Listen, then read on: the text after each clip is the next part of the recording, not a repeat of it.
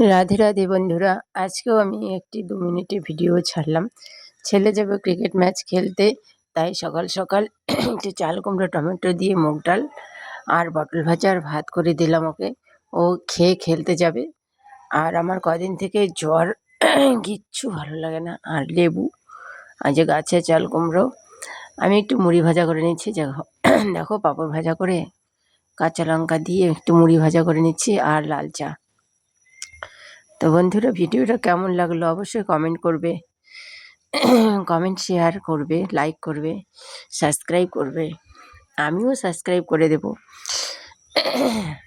পাশে থাকলেই তো তবেই তো আত্মীয়তা বাড়বে, তাই না? দেখো আমি আমার মুড়ি ভাজছি, এই মুড়ি ভাজাতে লাল চা খাবো।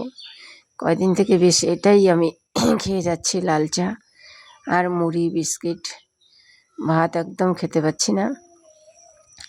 তো বন্ধুরা অবশ্যই লাইক কমেন্ট শেয়ার করবে। রাধে রাধে বন্ধুরা, কেমন লাগে আমার ভিডিও অবশ্যই জানাবে। আমার গলার আওয়াজও পাল্টে গেছে, কারণ প্রচণ্ড কাশি আর গলা ব্যথা হচ্ছে। এই দেখো লাল চা বসিয়ে দিলাম, ইন্ডাকশনে বসিয়েছি লাল চা। তেজপাতা আর আদা দিয়ে দিলাম,